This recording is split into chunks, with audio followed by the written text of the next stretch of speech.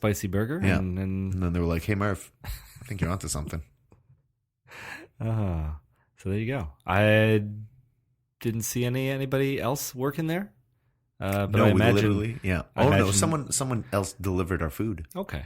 Oh, that's true. Someone else did. Because I didn't want to assume that Sally the Australian was going in the back and making our food. Mm-hmm. But the fries were not very good. I did not. Oh, you enjoy didn't like them. the fries? They felt a little uncooked to me. Mine were Really? a little uncooked. I did a half fries, half Caesar salad. Yeah, I saw I was that. pretty keen on that when I heard that was an option. I was like, "Ooh, half. Let's do that." She said, green salad or Caesar? Caesar. Yeah. Love me a Caesar salad. Oh, it's so good. Easily my favorite type of salad.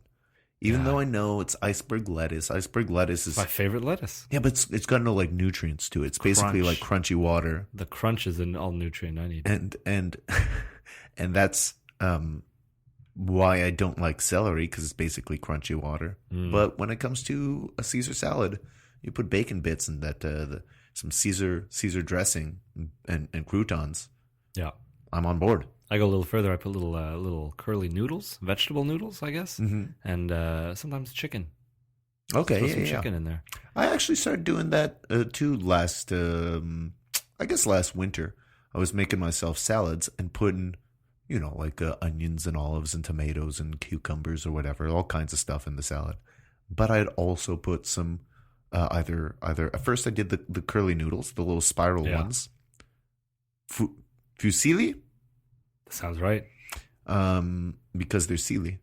And then I replaced it with the bow ties because I felt like the bow ties they fit more with a salad. Added a little bit of class to it. Well, yeah, put on the Ritz. Sophistication in your Exactly. salad. No, it's just because I felt like they were more like a leafy things that when you're picking up all the salad, you can pick up some of those. Okay. And really, I started putting pasta in my salads because I could have a big bowl of salad and still be hungry because it's not substantial enough. So let's throw some pasta in there, make it a little heavier, get a little carbs in there. Yeah. And I was enjoying those salads quite a bit. I did a lot of French dressing on that because then the zestiness felt like it went well with the pasta. Oh, yeah. I feel like there's a slippery slope, though, before you start not making salads anymore. Now they are just whole other meals that they start off as salad, but you're putting so much in. Now you're just eating a burger with a little bit of lettuce sprinkled around it. Yeah, basically. So the Caesar salad I had at Hurley's was pretty good. Yeah. And I felt like my fries were not undercooked, but maybe overcooked. I had a lot of like little crispy bits left over that I didn't even want to eat. That's weird. It is weird. Because I'm sure they made them in the same batch. Must have I just been. got all the raw ones. I guess. I got all the outer section ones. You got all the intersection ones, I suppose. Oh, well. That's what I get for not speaking to the host. That's it. Without any communication, who knows what you'll get. Matthew, last night, not from when you're listening, listener, but from when we're recording a week ago. We're really like showing behind the curtain on this episode. Yeah, It's well, like yeah. we didn't get the burger today. We're recording No, last week. I mean, I felt like you and I were meeting up yesterday and then recording the following day. I felt like it was okay to eat a burger and then talk about it the following day. Yeah. Really sleep on it, Yeah. Really make sure we get a good rating in our heads. Yeah. Almost forget about it. Well, not me. I made sure to take notes and then remind myself this morning when I woke up, what was that burger like? Oh, yeah, that's what it was like. Yeah. And so, like I mentioned earlier, we went to the hockey game last night. We had a few beers with our burger. We had a couple shots.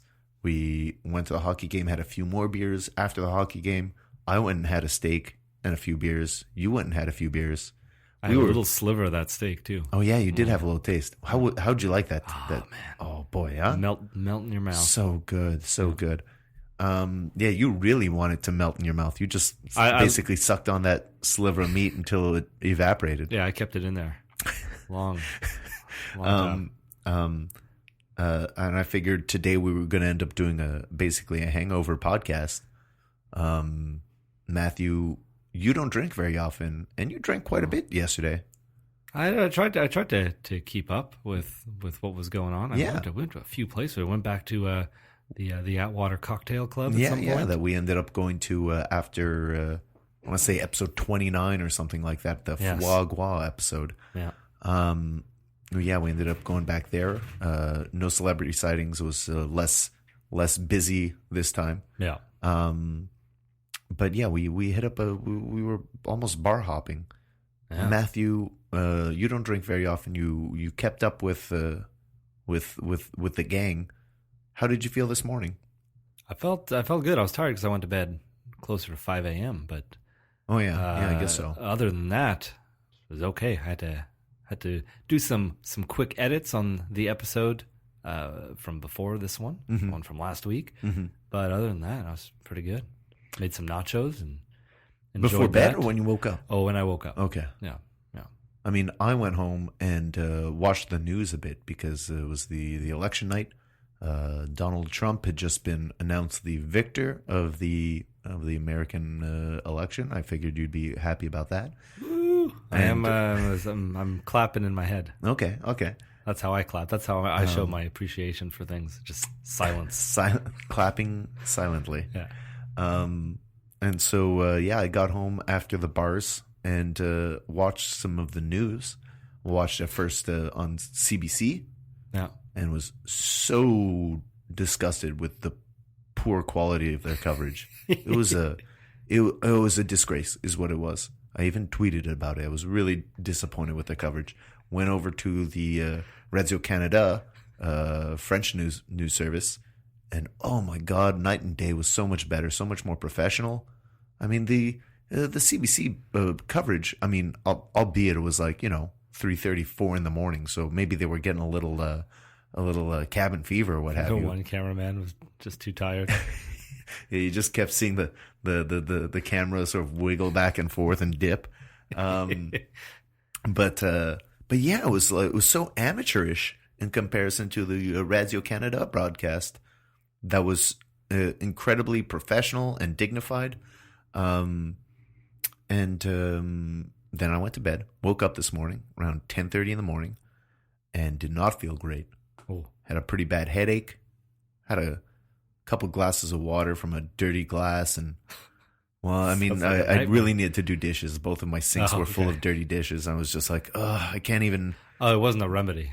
No. It's not like I drank water from dirty glasses. My headache goes away. Yeah, that's it. I probably should take a Tylenol, but to even think about it, I just had like one glass of water and went back to bed and just went, and looked into what had happened the night before. Yeah. Not in my life, but in an American election, see how bad it really was. No rioting in the streets. Not that I know of. Nobody got burned. Not that I know of, actually.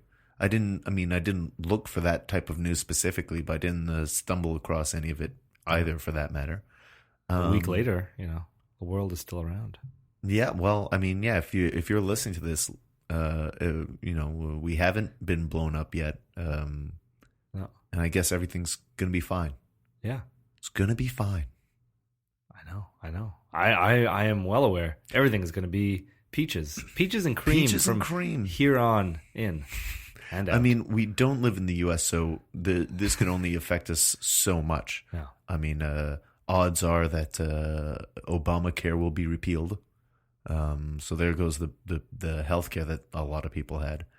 But I feel like the only major effect that this might have in the near future as a Canadian is, aside from instability in the markets, is apparently Donald Trump wants to tear up the North American Free Trade Agreement, NAFTA, and create a new deal. We'll see how that turns out. I don't know. If I were him, just tear everything out, tear every agreement up, and then you start over, start fresh, start from scratch, and you make people bid on this now. It's different countries are now. Everyone's starting back from square one. If you want to be their allies, what do you have to offer? You got nothing. I don't want you. I don't want you around. Okay, well, let's say Canada to the U.S. What would you, if you were the Prime Minister and you're dealing with President Trump, what kind of agreement for trade would you dream up, Matthew? Well, what could I offer them? Yeah. The hydro, the maple syrup, that's it. Electricity and syrup? Yeah, that's all you need. Just we got a lot of wheat.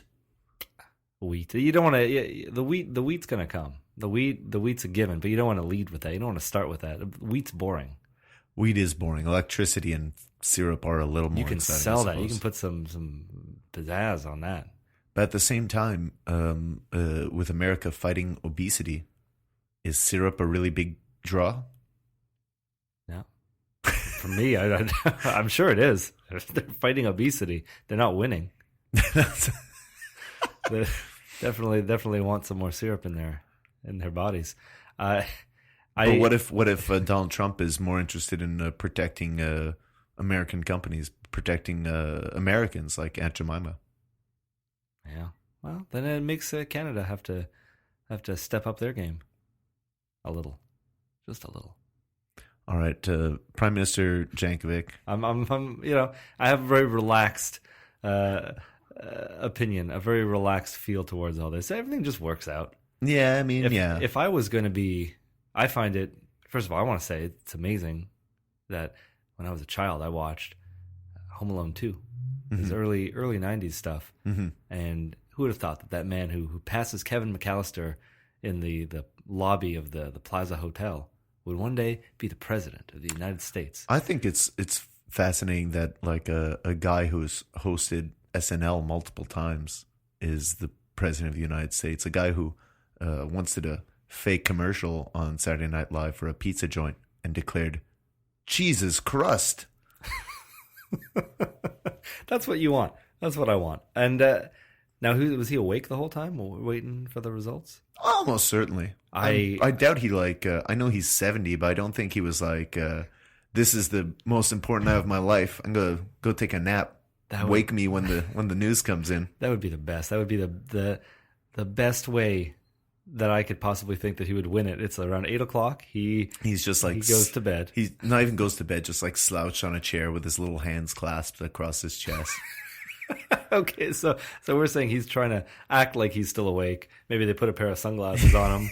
Yeah, exactly. And, nudge him every now and then. And he wakes up and he's like, "Did I win yet?" Yeah. No, but is America great yet? But I like to think that he's there at his party. It's 8 o'clock, and then he tells everyone, "He's like, okay, I'm going home. Gonna take a nap. Tell me what happened in the morning." And he doesn't even care. Doesn't even turn the radio on. Just goes home, goes to sleep. That's how relaxed he is. He needs to be more relaxed. I mean, he was pretty relaxed. After he won his victory speech, he had this epic music playing as he slowly strolled out and waved to the crowd. Really slowly. Yeah, I wasn't sure if he was just milking the entrance or what was going on. Really took his time. His speech was basically, thanks to my parents, thanks to my brothers and sisters, thanks to my kids and my wife, thanks to my running mate, thanks to all of you, thanks to America. We're going to make America great again. Thank you. And then they played You Can't Always Get What You Want, which I thought was amazing, really. Was that his choice? I'm assuming either him or someone in his campaign. It wasn't just the building. It's like, we're playing No, this I song. doubt it was just like the next track on someone's mix CD. Yeah.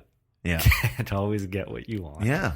And it was like, oh, wow, that's a message to anyone who didn't vote for him. But sometimes you just might find you get what you need. There you go. That's perfect. That's you see, he's already starting off on a high note. Yeah. He's already communicating to the people who were avidly against him that maybe he knows what's good for you and you don't. Yeah. Take your vitamins. There you go. Take the advice of a 70-year-old man. Yeah. And you know what? Like, his hair still has color. He's not pasty and old, seeing all his blue old veins and stuff. Well, now that he's president elect, maybe he can let himself go a little bit, and we'll start seeing the seams. Oh yeah, that'd be interesting. By February, he's just going to be this crusty old man. Well, they say that there's always like that picture of when a president is elected versus when they leave the office, how they've aged dramatically. I'm curious what Trump might look like when he leaves office, because honestly, over the past 15 years, he looks almost the exact damn same. Yeah. Now, from Home Alone to... Well, Home Alone to The Apprentice, I feel like he aged a bit, but Apprentice to now... I completely forgot about The Apprentice. When I think of him, it's like, he's that guy from Home Alone 2. And he's also the guy from Celebrity Apprentice. Yes. Who, fired Gary Busey because he couldn't get along with Lil Wayne. Fire Gary Busey. Don't ever hire Gary Busey. That's how you avoid that mess. Well, I mean, it's weird because